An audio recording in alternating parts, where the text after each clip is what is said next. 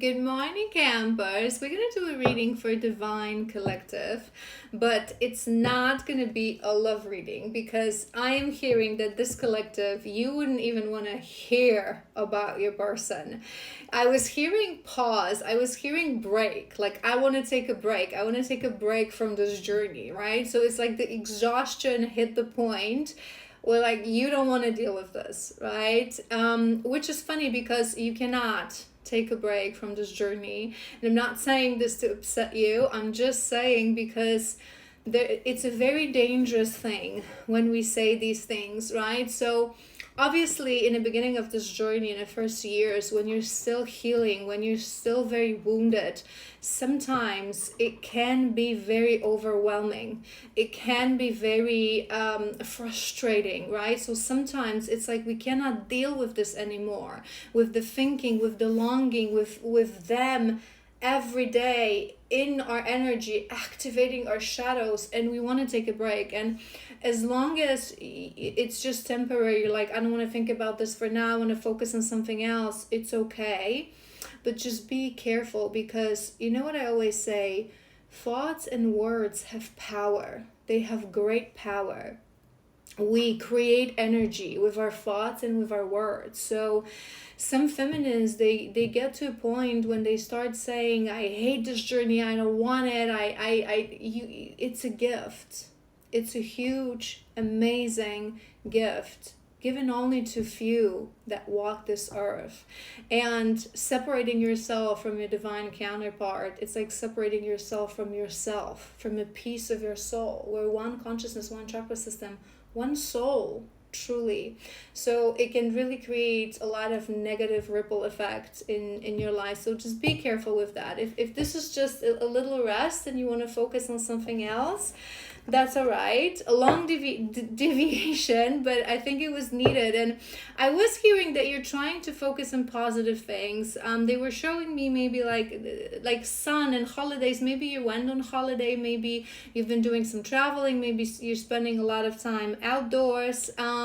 They were also showing me rune stones. So that may be a detail for some of you. Maybe you started experimenting with rune stones. I don't know much about them, because despite the fact that I am a witchy poo, you know what I always say to you guys, only those of us who are awakened according to divine law can use divination tools. And when I say awaken, I mean true awakening. If you don't understand what that means, go to the video I've done recently, a few days ago, about awakening channeling.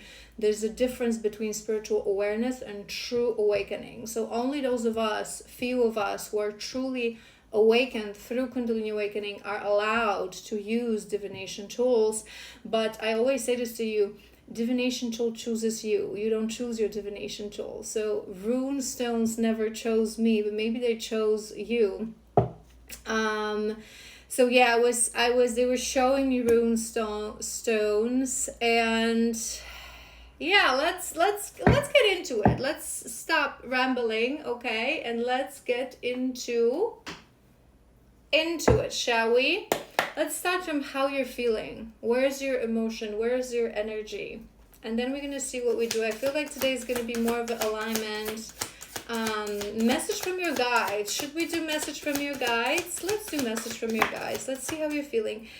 Page of Wands. We have Page of Wands. That's a good thing. I'm hearing a little explorer. I'm hearing curiosity. I'm hearing curiosity with this one. So maybe you have discovered something new that interests you. Maybe those are those rune stones. Maybe something else.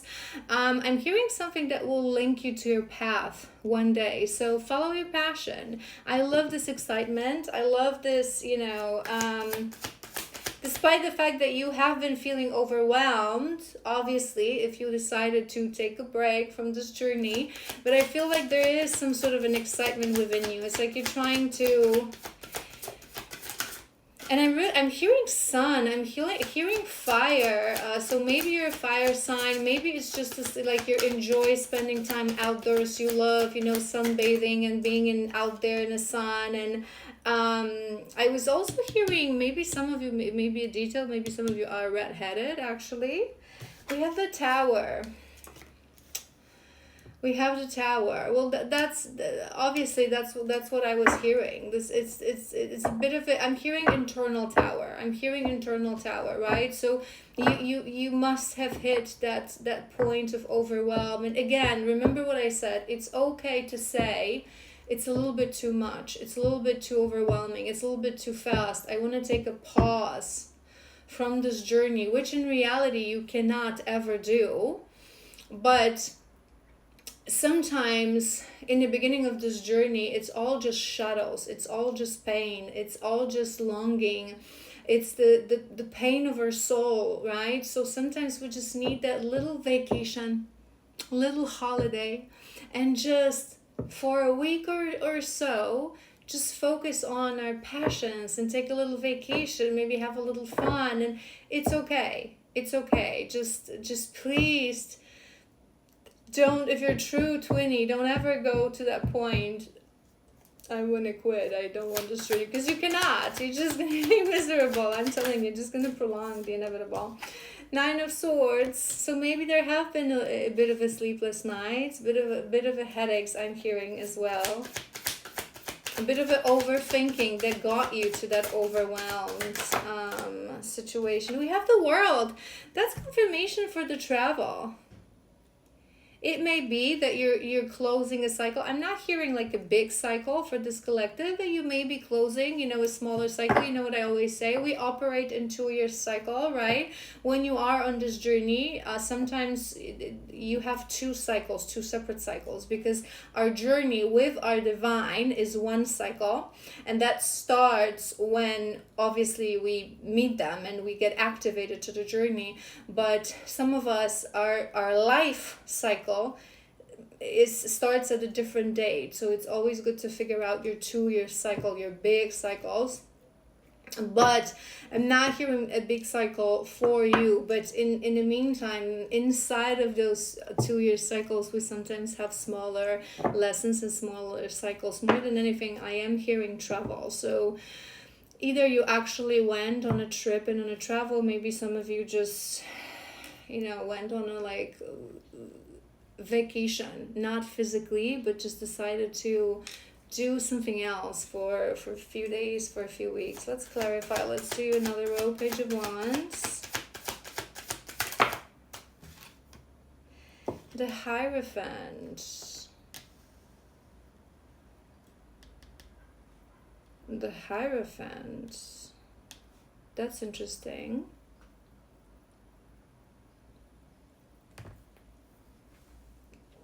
I'm hearing research. I'm hearing research with this. Religion.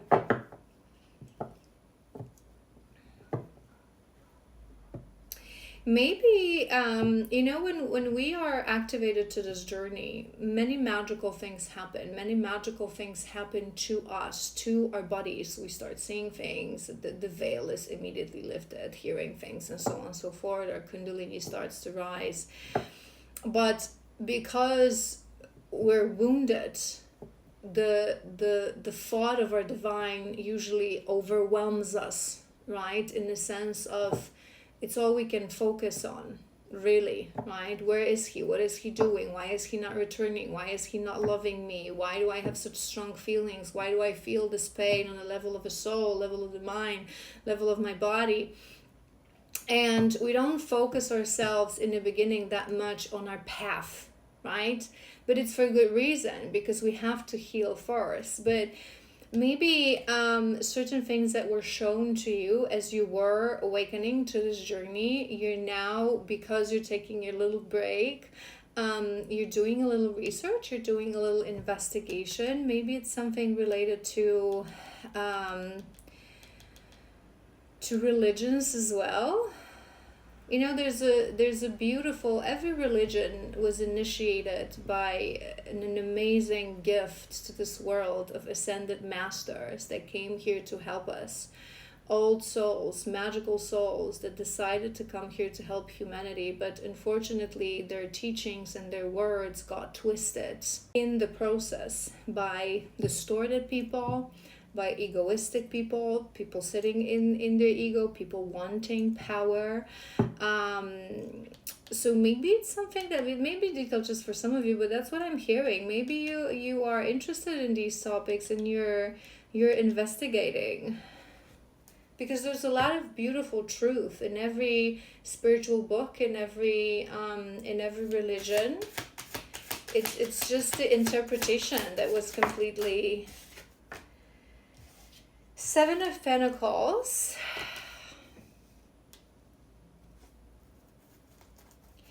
Seven of Pentacles, that's on top of that Tower. I'm hearing something specific. Hold on. We have Knight of Wands. There is a lot of fire, and I'm sensing this fire within you right now. I feel like it's a bit imbalanced. Two of Pentacles. It's a bit imbalanced. It's a bit imbalanced fire. So this is what I'm hearing. Let's go back to that moment of overwhelm that you had. Remember, we said that you felt a little bit it's too much. This journey is too much. It's too heavy. You don't want to do this. It's not going towards the direction that it's supposed to. You want to take a little break.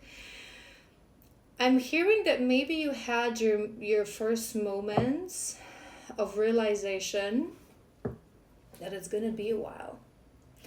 When we are activated to this journey, I say this a lot when we do readings. When we are activated to this journey, we cannot imagine that it's going to be so long, because we are in such longing, we're in such pain, right?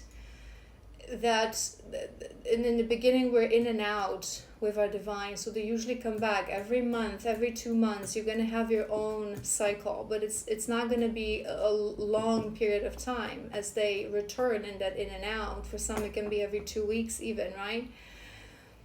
So the thought that we can actually one day be separated for years, it's unbearable.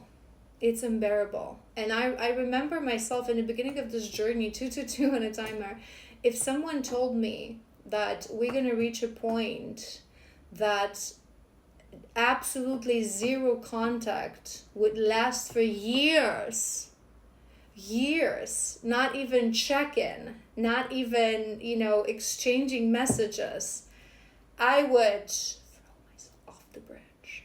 I would not be able to handle it. This is why many feminists in the beginning, and I say this to you a lot, many feminists have that feeling that it's around the corner, it's behind the corner, it's going to happen, he's going to return. Because if you knew that this journey is years, it would be unbearable in the beginning. So until a certain point, we're not ready to accept that. So maybe, I don't think you're still in full awareness how long it's going to be, which is okay. But I feel you're realizing that it's not just going to be something that's going to get solved and sorted out within months, that it's going to take a while. Maybe you're finding yourself in that moment when you're truly, certain things of the journey are being revealed to you. There's so much nonsense about Twin Flame journey online, so many charlatans. I always say this to you guys, 90% of information is BS, complete BS. People have no idea what they talk about. 90% of people who think that they are on a journey are connected to karmic.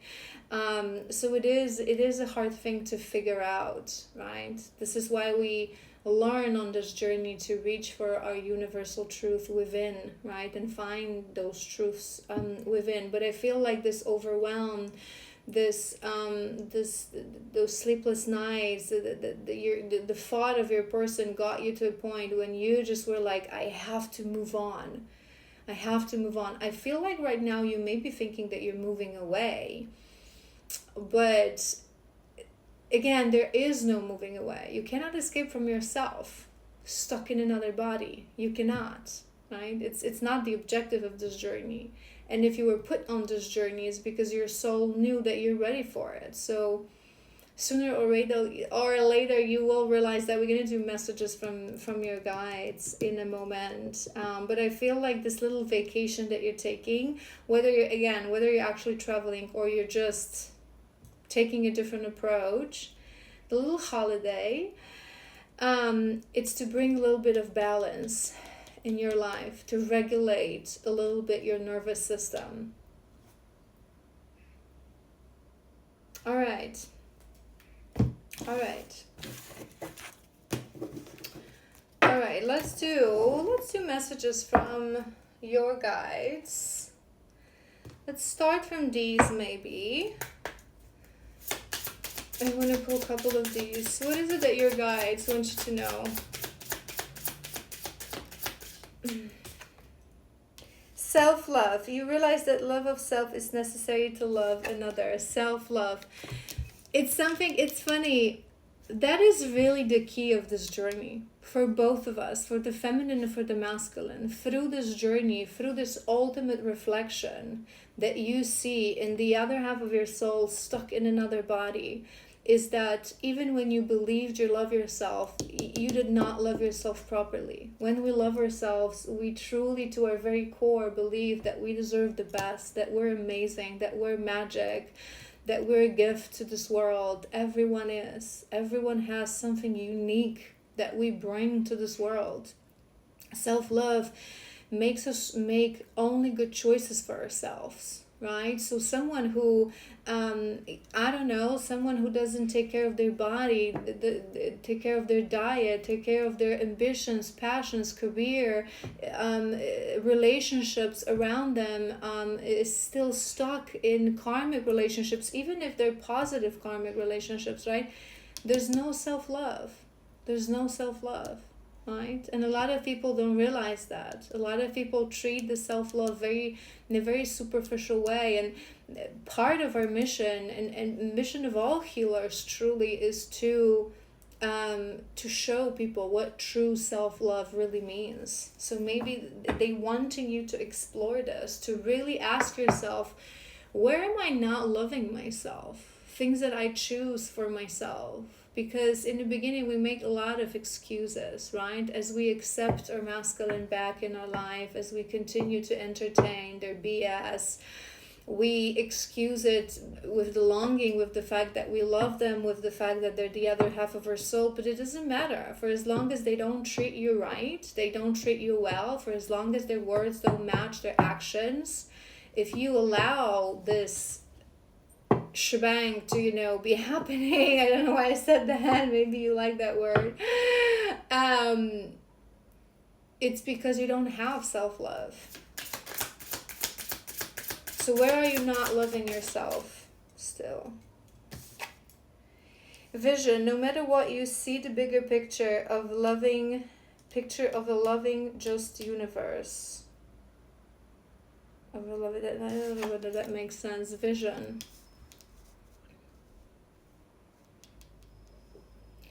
I feel like it's vision for your future. They wanting you to get a bigger picture, right? So again, in the beginning of this journey, we're stuck in our shadows, we're stuck in pain, we're stuck in longing. So it's difficult to get bigger picture, to really understand what this journey is truly about, that it is a huge gift that will help you to love yourself, that will help you to discover your mission, to have vision for yourself, for your life. And I keep going back to those runes, stones. I feel like you are on this really exciting moment of the journey. So get excited about this. Those initial stages when you try to discover what's going to be your mission. I say this to you guys very often as well, that in the initial stages, the feminines, there's sort of a jack of all trades, right? Because things are being shown to you, your clairs get activated, veil gets lifted, you start to be interested in spirituality, and it's like you're interested in everything, okay? Divination, past lifetimes, Akashic records, ancestors, energy work, everything. But we have our own unique gifts, and ultimately we are shown our mission that links to a specific things and specific tools that we're going to be using to carry that mission, right? But again, in the beginning, it's just this like, I want to know it all, right? So maybe they wanting you to focus. I am hearing that focus on your mission, on your excited about the world of spirituality, the world of truth. All right, let's do a few more. Responsibility. You are aware of the power of your thoughts and the amount of love you express. There's something from the very beginning I was hearing, the power of your thoughts. Remember, we mentioned that your thoughts and your words have power, right?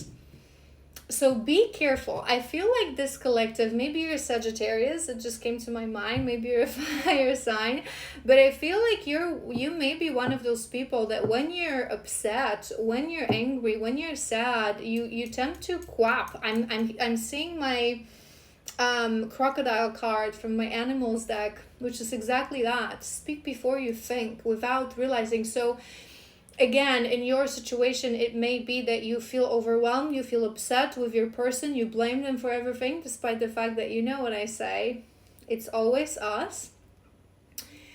You say words and you say things that aren't the nicest, right? So it's like, I hate you, or like, I don't want to see you ever again, I don't want this journey, it's da da da da. So just responsibility. And it's not just words, it's thoughts as well. So maybe this little holiday that you're taking, maybe it was needed. Maybe you did hit a point of overwhelm and you needed to go on that holiday to get perspective, to work a little bit on, I'm hearing temper as well. If you're a red-headed Sagittarius, God bless us all. But yeah, what else? What else, guys?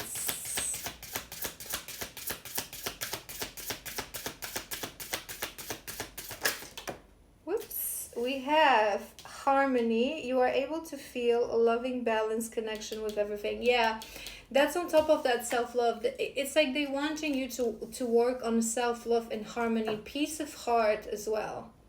There's a little bit of, remember I mentioned this when we were doing tarot for your energy.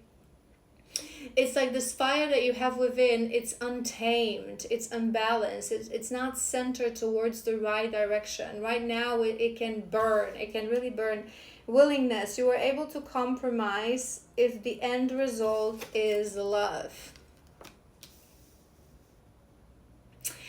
I feel like I'm hearing you may be that person. It's like, it's my way or hit the highway. The true Queen of Wands, the fire, which is beautiful. But when you are fire, it can be dangerous. You have to tame that fire. You have to heal that fire. You have to learn how to work with that fire. Center it, focus it on your vision, on the good things, on loving yourself.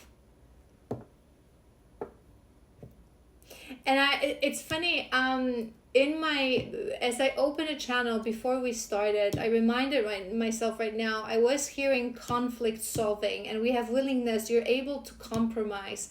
So maybe you are that person that burns bridges, that person that when someone is not aligning with you, you can really say harsh things, you can really, a bit stubborn. I don't want to trigger you, but a bit stubborn, a bit unwilling to compromise. Maybe that's also something that things like that, it's a common misconception, right? People say this all the time, and it just frustrates me incredibly that, just some people, some women, right? They have temper, they're very fiery. It's shadow. It's shadow. Things like that, reactiveness in a conflict, lack of ability to reach a compromise with someone, lack of ability to just peacefully end a relationship, but just burning bridges, and willingness to have, a conversation, but getting all like, it's you. It's shadow. It's not temper. Temper really, as people understand it, it doesn't exist. It's a shadow. What do I always say to you guys? Shadows are tricksters. They always disguise themselves and they tell us right in our head that either it's a good thing or that it's just trait of our character. What can I do? Well, heal. What you can do is heal, because all that I described is just a shadow. They wanting you to really learn to work with your fire, to center your fire. It's never going to work with anyone, I wanted to say, but with your divine counterpart.